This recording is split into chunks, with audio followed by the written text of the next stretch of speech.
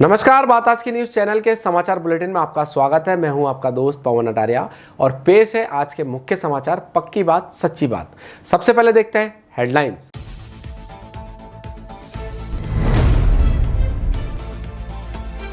इकतीस मई को अजमेर में पीएम मोदी की जनसभा, 9 साल की उपलब्धियों का लेखा जोखा करेंगे पेश।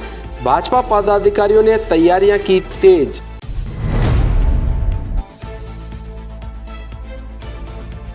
प्रेत आत्माओं से मुक्ति के लिए सुदाबाई में लगा मेला, उमड़ा भूत प्रेतों का सैलाब।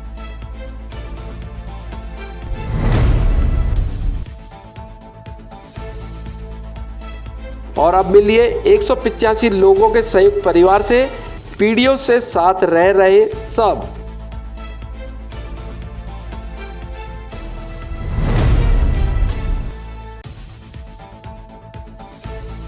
सुभाष कॉलोनी में महिला की संदिग्ध मृत्यु, कमरे से बदबू आने पर चला पता।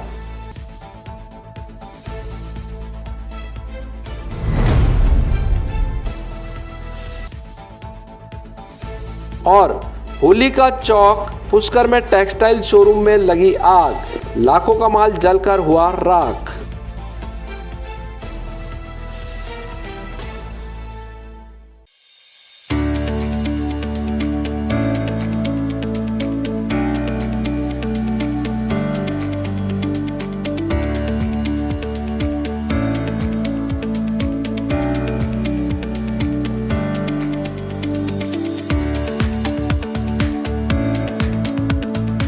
ये सर्किट मामू नहीं बनने का, रेडीनेट फाइबर लगाने का। इंटरनेट बोले तो रेडीनेट फाइबर नेट। डिटेल्स के लिए 7412001234 पे कॉल लगाने का। सही है भाई।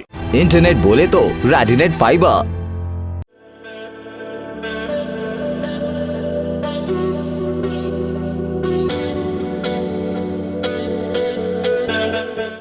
अजमेर शहर में प्लॉट, मकान, फ्लैट, दुकान आदि खरीदने, बेचने व किराए हेतु आज ही प्ले स्टोर से डाउनलोड करें Varsha real estate app.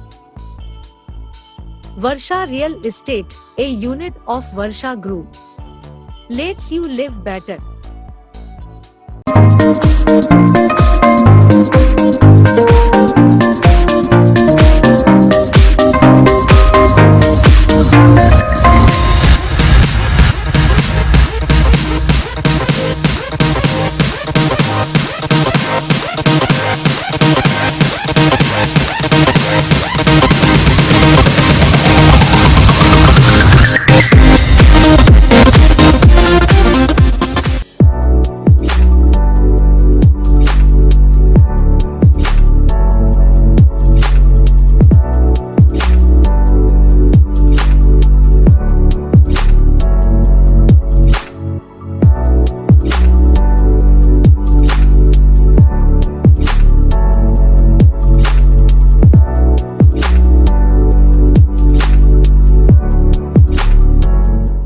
Dolphin water park अब नए रूप में, पूरे परिवार के लिए मनोरंजन का स्थान, जहाँ है kids pool, swimming pool, wave pool, rain dance, slides, garden, food court.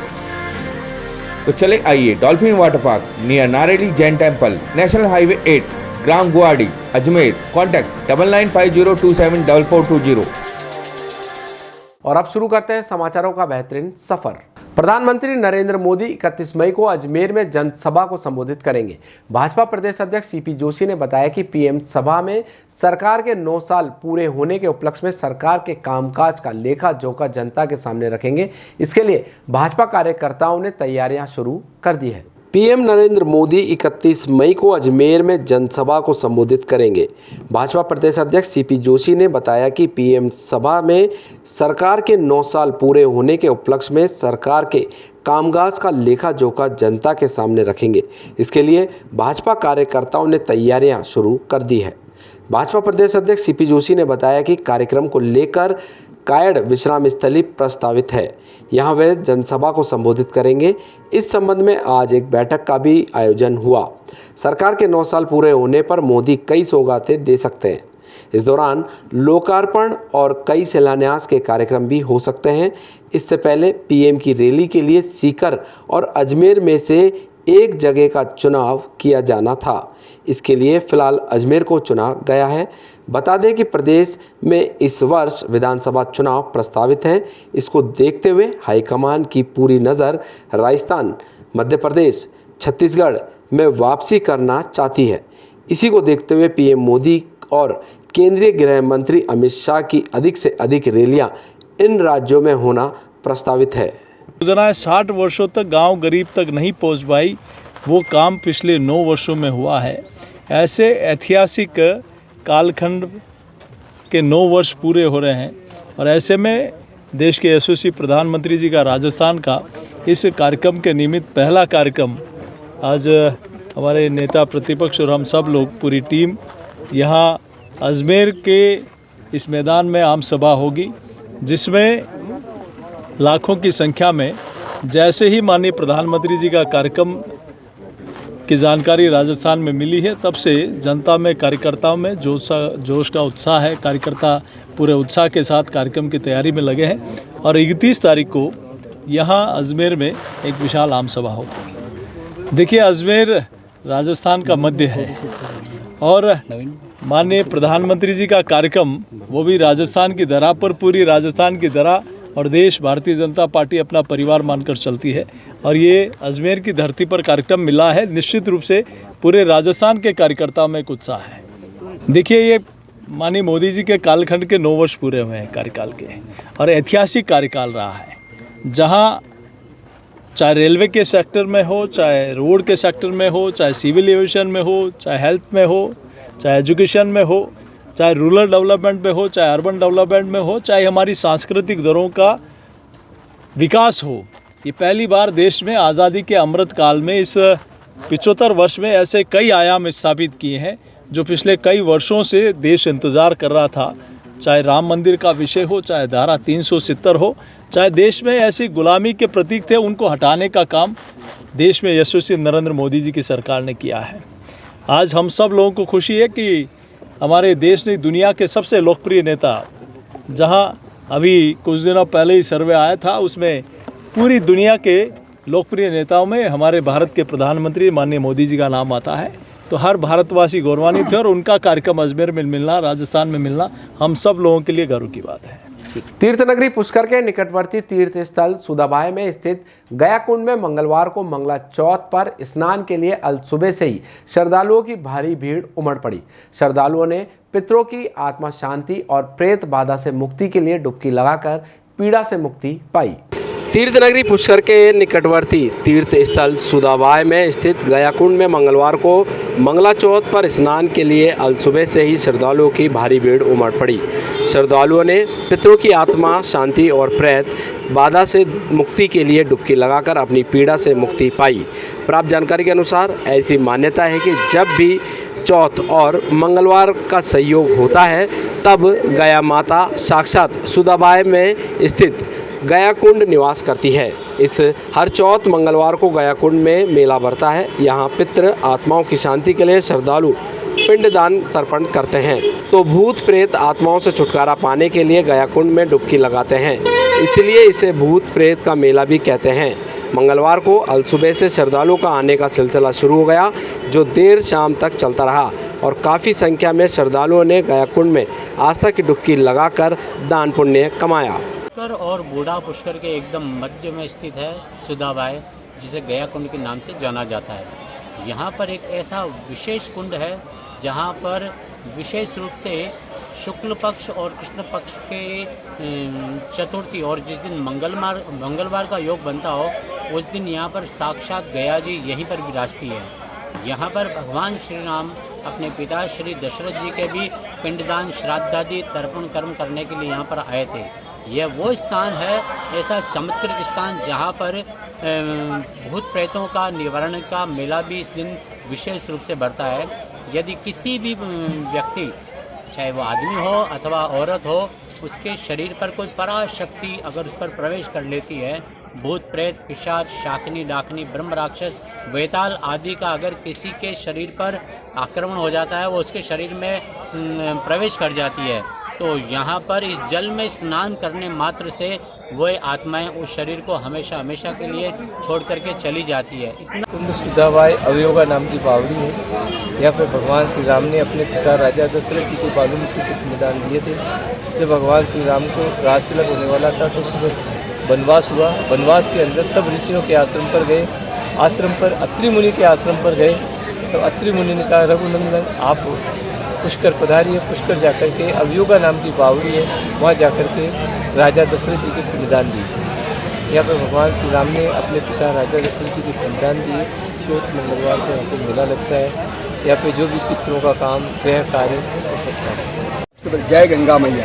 आज के दिन पूर्ण रूप से गंगा जी यहीं पे विद्यमान रहते हैं। भगवान श्री राम अपने पिता राजा दशरथ की इस जगह बालू मिट्टी के पिंडदान किए।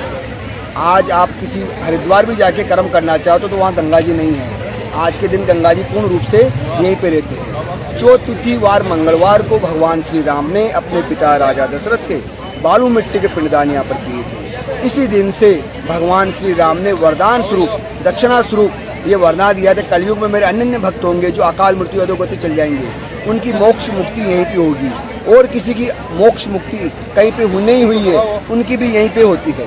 तो इस जगह मोक्ष मुक्ति और देवता पितरों का शुद्धिकरण का कार्य होता है। राजा रुचि ने पितरों की आराधना इसी जगह की थी सतयुग के अंदर। यहाँ का लेख पद्म पुराण के अंदर है। सुधा वाय, सुधा यानी अमृत और वाय ने देने वाला, ये अमृत कुंड भी है। सुधा माता पार्वती का नाम भी है। तो आज के दिन जो भी अपने पूर्वजों को अस्थियाँ लेके आते हैं, किसी की सर चर पीड़ा रहती है, किसी के शरीर में व्याधा रहती है, कोई मानसिक संतुलन से खराब रहता है, तो नारियल लेके स्नान करने से, अपने पितरों को प्राणियों को जलदान देने से, स्नान करने से, पिंडदान करने से उनकी मोक्ष मुक्ति हो जाती है। सब शक्ति इसी जल में है। जल स्वरूपी जगदम्बा है।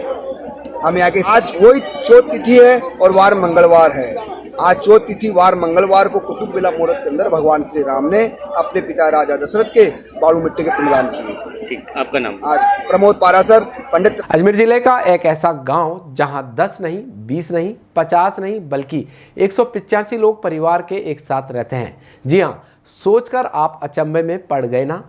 इस गांव का नाम रामसर है, जिसमें 5 पीढ़ियां एक साथ रहती है, जहां एक साथ 13 चूल्हों पर एक समय 26 किलो आटे की रोटियां बनाई जाती है। पूरे परिवार के पास 600 बीघा जमीन है। अजमेर जिले के रामसर में रहने वाला यह परिवार माली सैनी समाज से बिलोंग करता है। यह परिवार आज से नहीं, पीढ़ियों से एक साथ रहता हुआ आया है। इनके घर में जो रसोई है वह एक बड़े हॉल की तरह है, जिसमें खाना बनाने के लिए 11 चूल्हे लगाए गए हैं।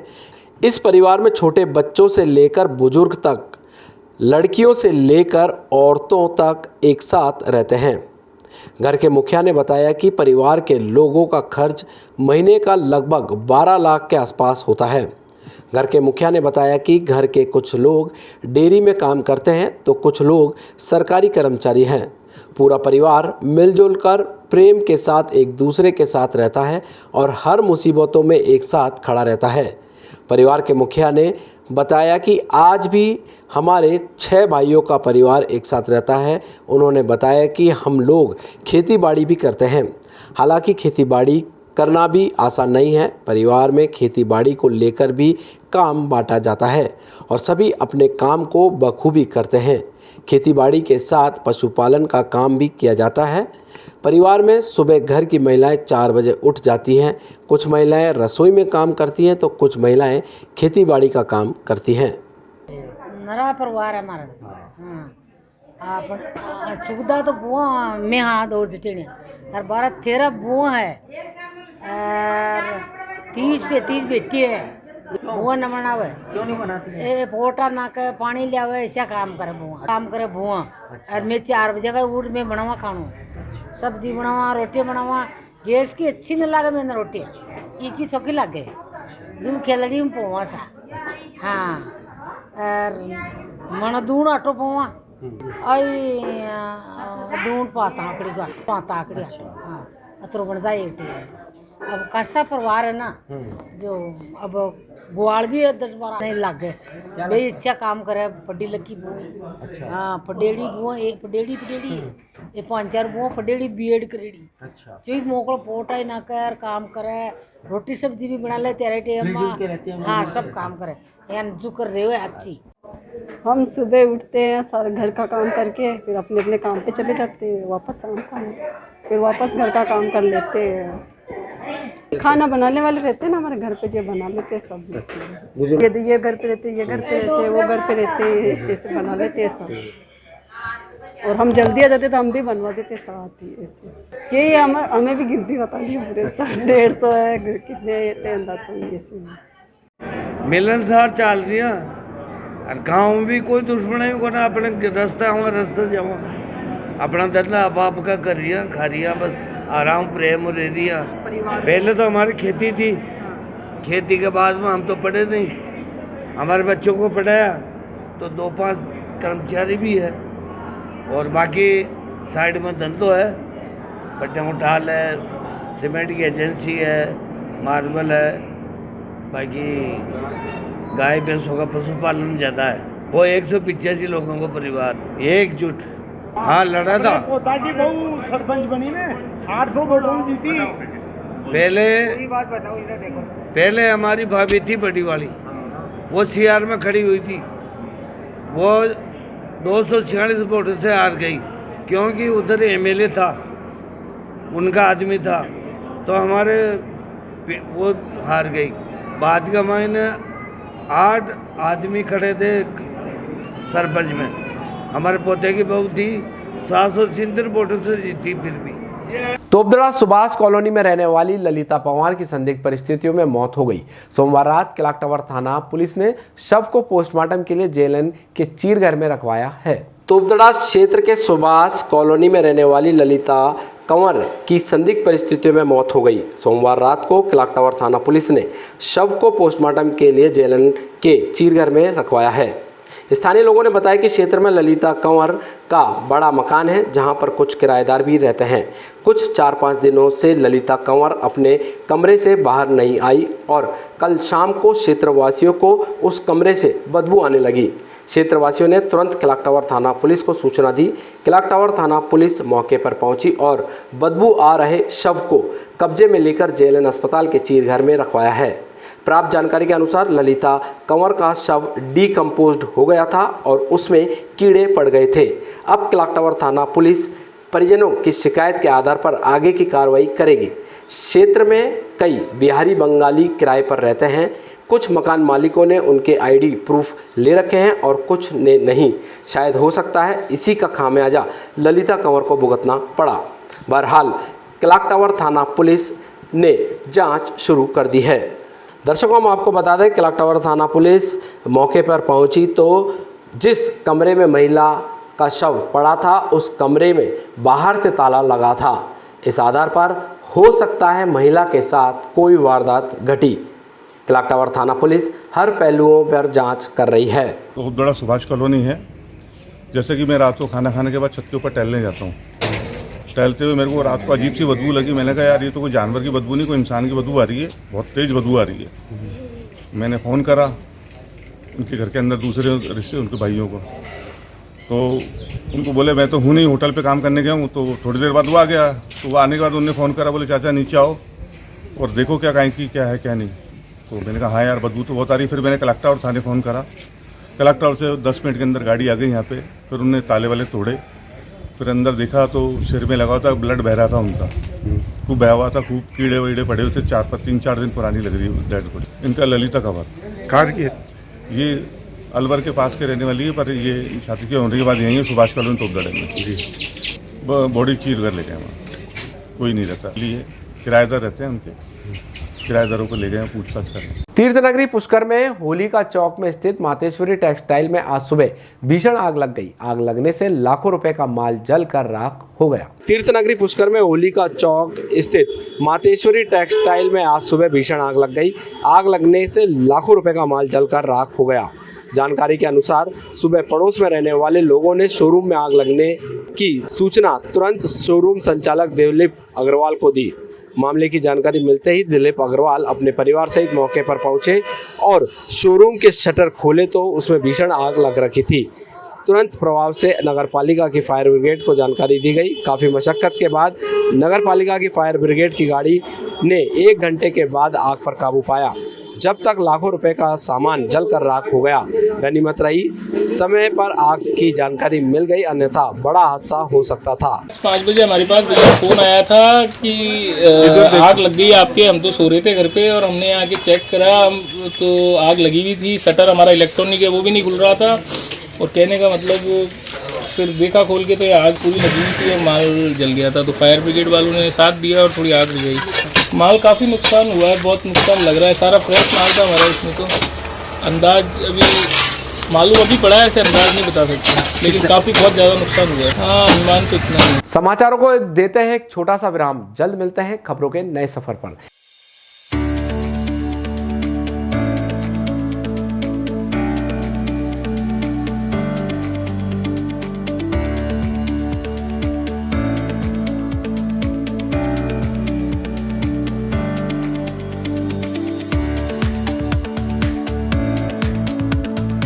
ए सर्किट मामू नहीं बनने का, रेडीनेट फाइबर लगाने का। इंटरनेट बोले तो रेडीनेट फाइबर नेट। डिटेल्स के लिए 7412001234 पे कॉल लगाने का। सही है भाई।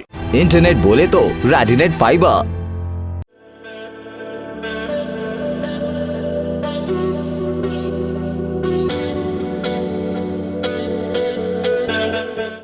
अजमेर शहर में प्लॉट, मकान, फ्लैट, दुकान आदि खरीदने, बेचने व किराए हेतु आज ही प्ले स्टोर से डाउनलोड करें Varsha real estate app. Varsha real estate, a unit of Varsha group, lets you live better.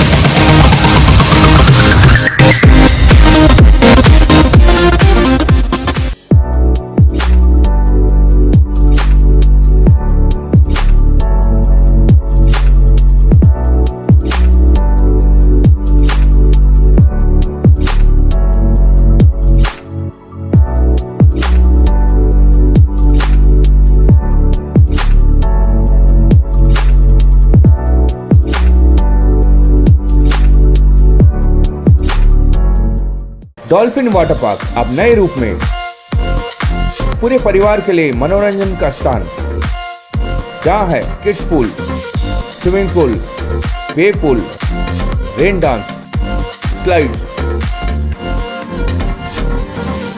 Garden, food court. तो चले आइए dolphin water park near Nareli Jain temple, national highway 8, ग्राम गुवाहाटी, अजमेर। कॉन्टैक्ट 9950274420।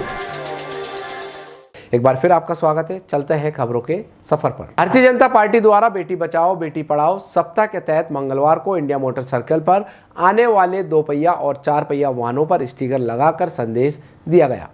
भारतीय जनता पार्टी द्वारा बेटी बचाओ बेटी पढ़ाओ सप्ताह के तहत मंगलवार को इंडिया मोटर सर्कल पर आने जाने वाले 2 पहिया और 4 पहिया वाहनों पर स्टिकर लगाकर संदेश दिया गया।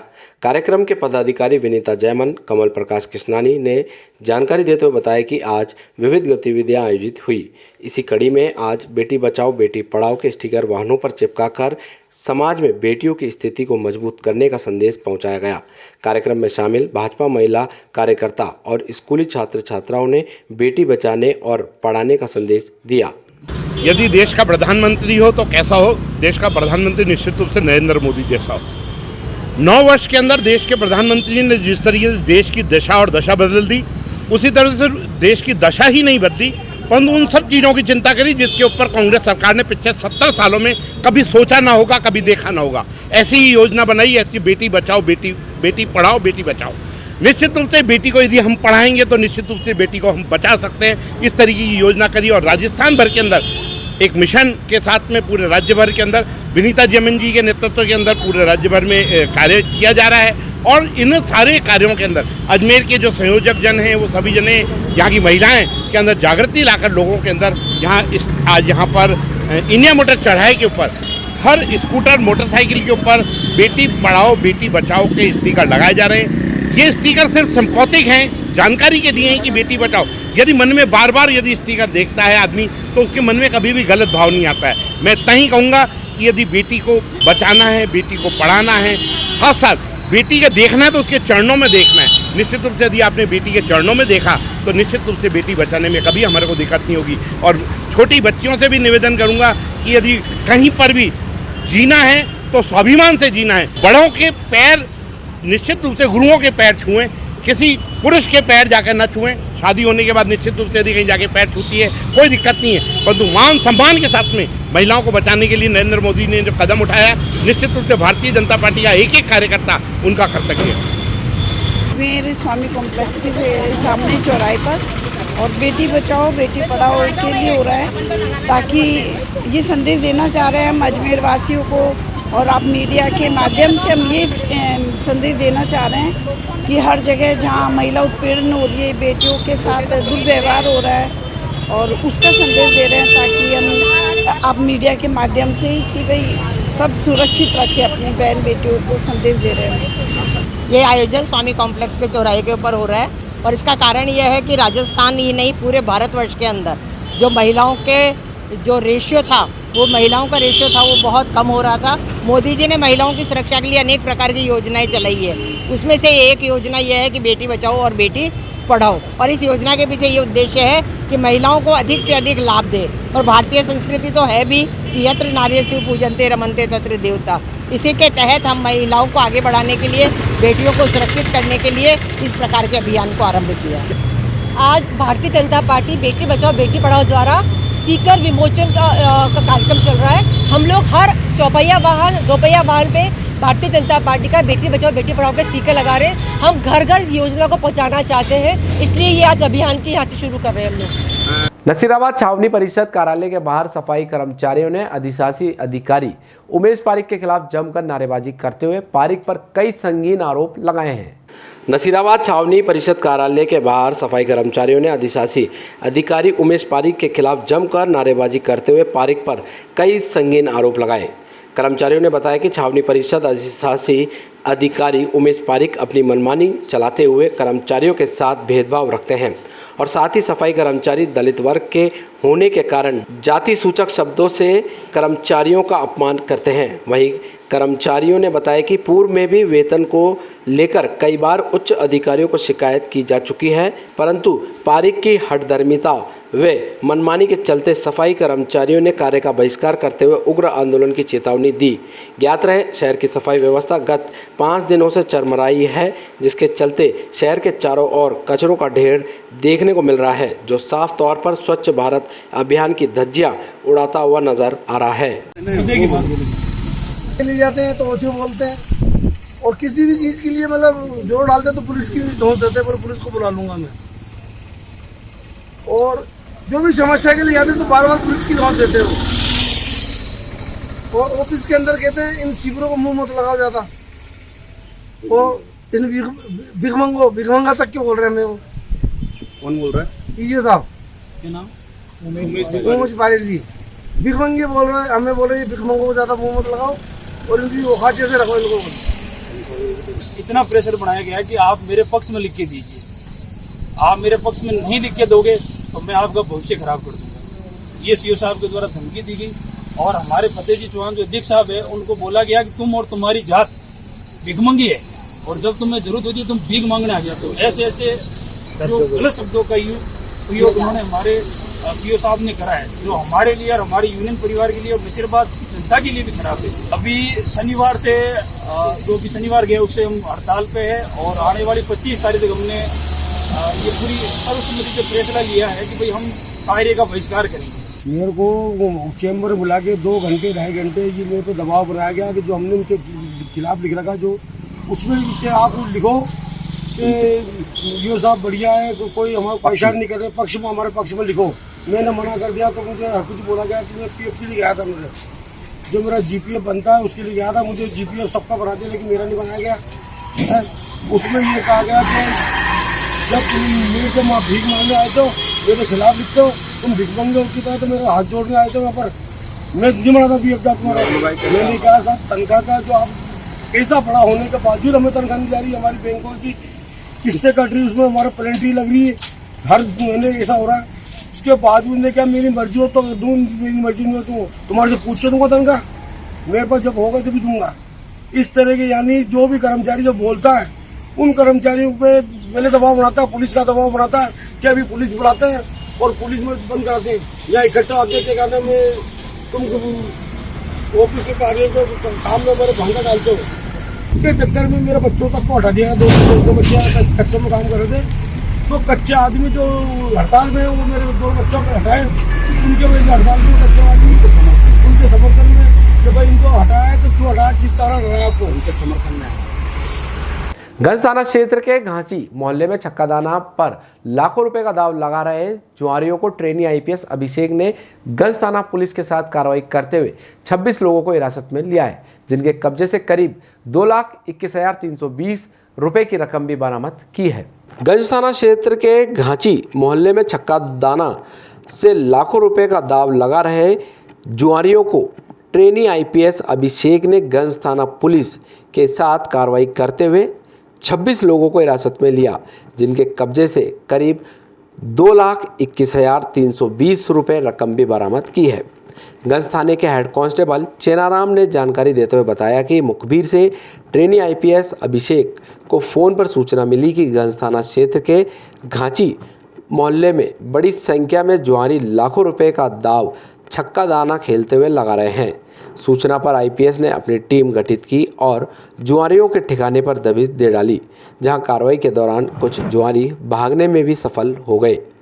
जो हाथ लगे उनकी तलाशी ली गई तो उनके कब्जे से लाखों रुपए बरामद किए गए।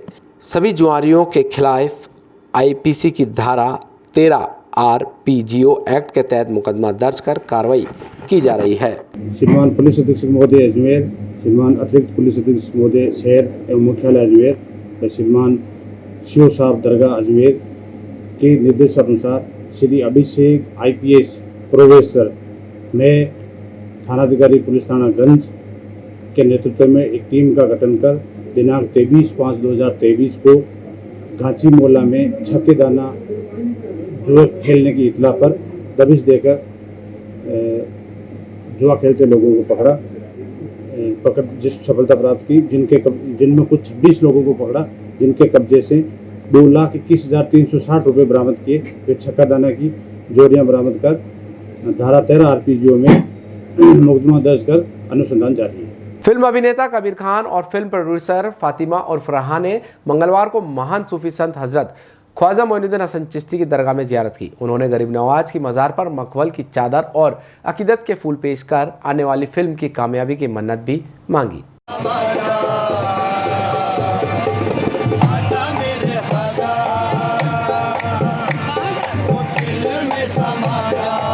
फिल्म अभिनेता कबीर खान और फिल्म प्रोड्यूसर फातिमा उर्फ रहा ने मंगलवार को महान सूफी संत हजरत ख्वाजा मोइनुद्दीन हसन चिश्ती की दरगाह में जियारत की। उन्होंने गरीब नवाज की मज़ार पर मखमल की चादर और अकीदत के फूल पेश कर आने वाली फिल्म की कामयाबी की मन्नत मांगी।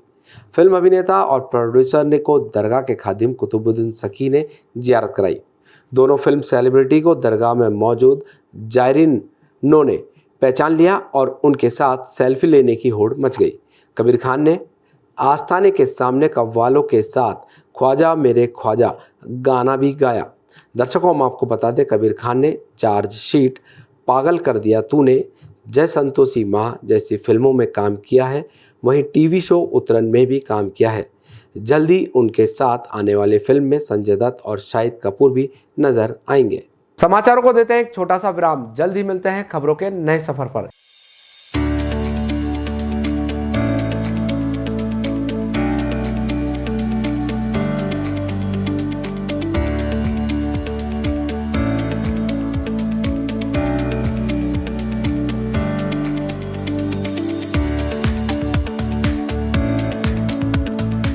ए सर्किट मामू नहीं बनने का, रेडीनेट फाइबर लगाने का, इंटरनेट बोले तो रेडीनेट फाइबर नेट। डिटेल्स के लिए 7412001234 पे कॉल लगाने का। सही है भाई।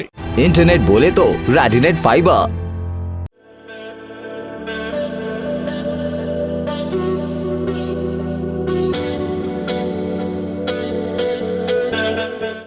अजमेर शहर में प्लॉट, मकान, फ्लैट, दुकान आदि खरीदने, बेचने व किराए हेतु आज ही प्ले स्टोर से डाउनलोड करें Varsha real estate app. Varsha real estate, a unit of Varsha group, lets you live better.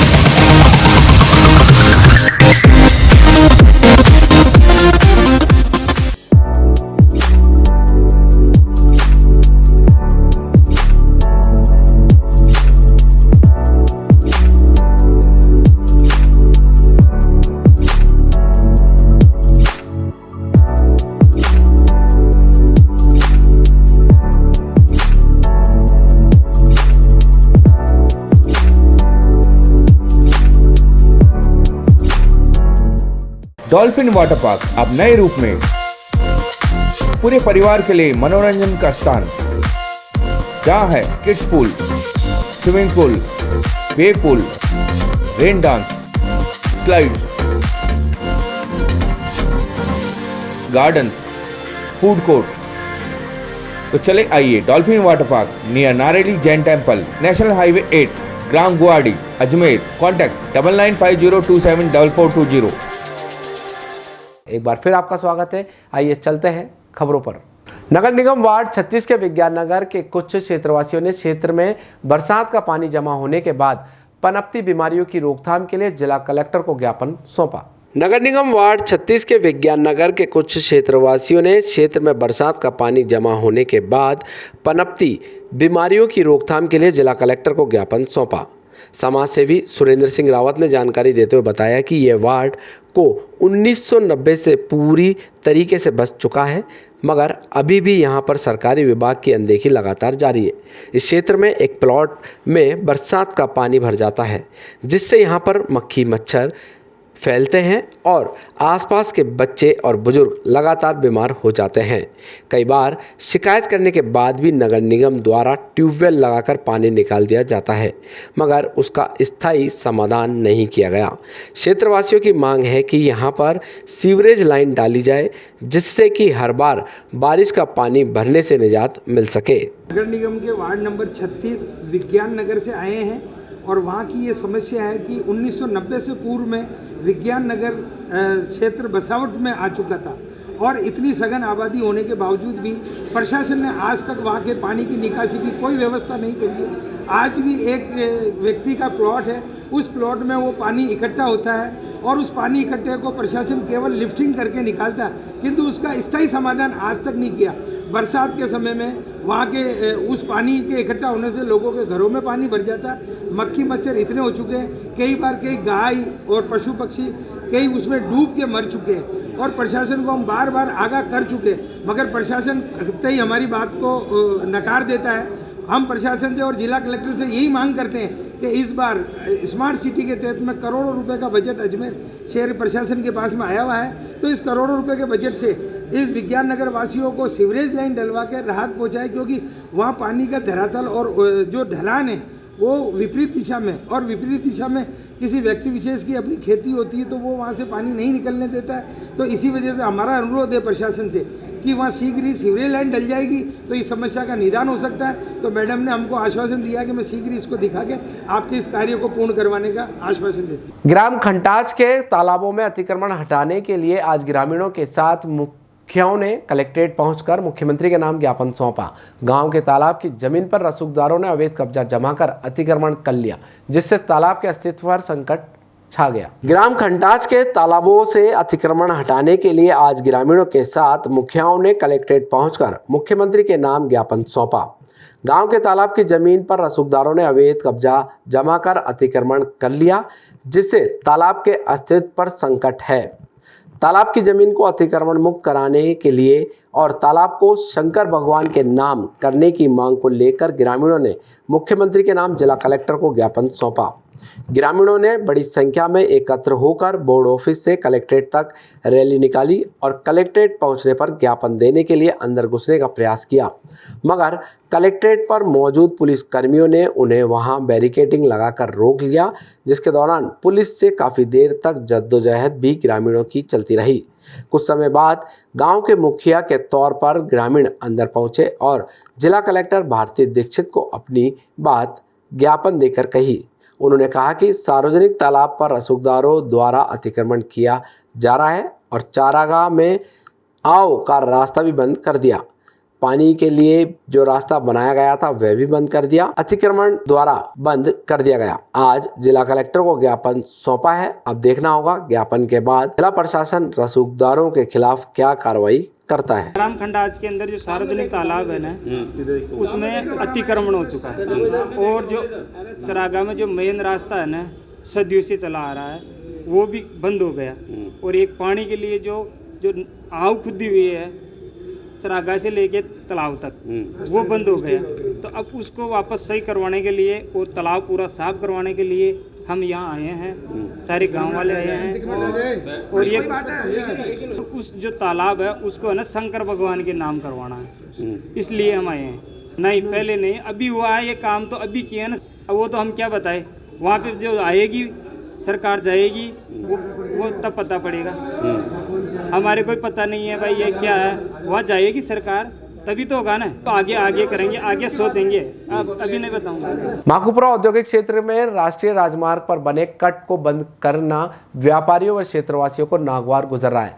व्यापारी राजमार्ग पर कट नहीं होने से परेशानी बताकर हादसा होना बता रहे हैं। इधर राष्ट्रीय राजमार्ग प्राधिकरण के अधिकारियों ने हाईवे के सभी अवैध कट आगामी दिनों में पूर्ण बंद करने का इरादा बना लिया है। माकूपुरा औद्योगिक क्षेत्र में राष्ट्रीय राजमार्ग पर बने कट को बंद करना व्यापारी व क्षेत्रवासियों को नागवार गुजर रहा है।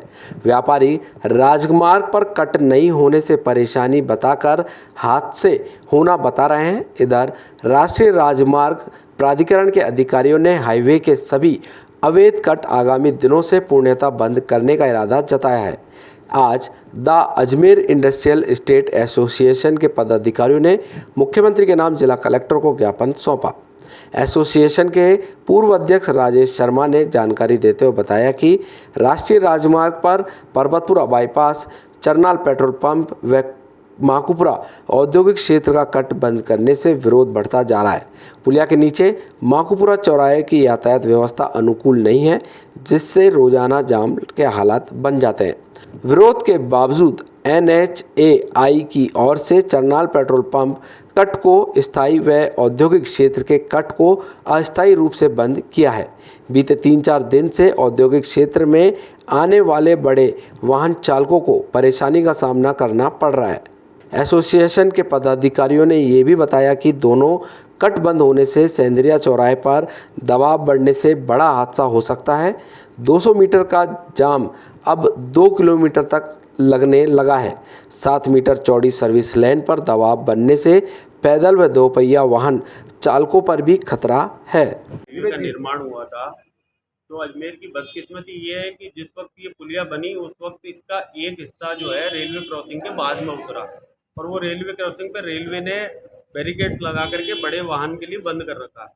अब अजमेर में आने और जाने का एकमात्र रास्ता जो है वो चरनाल पेट्रोल पंप के सामने और रिको इंडस्ट्रियल एक्सटेंशन के सामने खुलता है। उसी पुलिया पे से लोग उतरते हैं, उसी पुलिया पे लोग चढ़ते हैं। जब 12 साल पहले NHAI ने ये हाईवे बनाया था तब यहाँ पे 2 कट छोड़े थे उन्होंने ही। उस कट से यातायात सुगम रूप से चल रहा था। जो भी जाम लगते थे वो सिर्फ 200 मीटर तक लगते थे, कट से लेके पुलिया तक। अब अचानक से NHAI वाले आके कहते हैं कि ये कट अवैध है, हम इनको बंद करेंगे।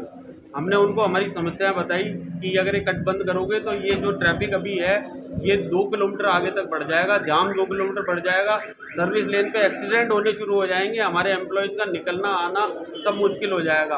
उन्होंने हमारी कोई बात परवाह नहीं करी, किसी चीज़ को नहीं माना, उन्होंने कट को बंद कर दिया और आज चौथा दिन है कट बंद किए हुए, 2 मौतें इस सर्विस लेन पे हो चुकी और आगे भी कोई एक्सीडेंट होंगे और कुछ होगा तो उसकी सारी जिम्मेदारी NHAI। आज कलेक्टर साहब जो मिलने आए थे उनको ज्ञापन दिया हमने, उनको हमारी ये समस्या बताई है कि वो आकर के कुछ निरीक्षण करें और हमारी समस्या को समझें और वो कट खुलवाएं। उन्होंने हमें आश्वासन दिया है कि अजमेर इंडस्ट्रियल एस्टेट एसोसिएशन से हमें नहीं होता है तो फिर हम आंदोलन करेंगे। आज के समाचार बुलेटिन में बस इतना ही। कल फिर होगी आपसे मुलाकात, तब तक के लिए दीजिए इजाजत। धन्यवाद।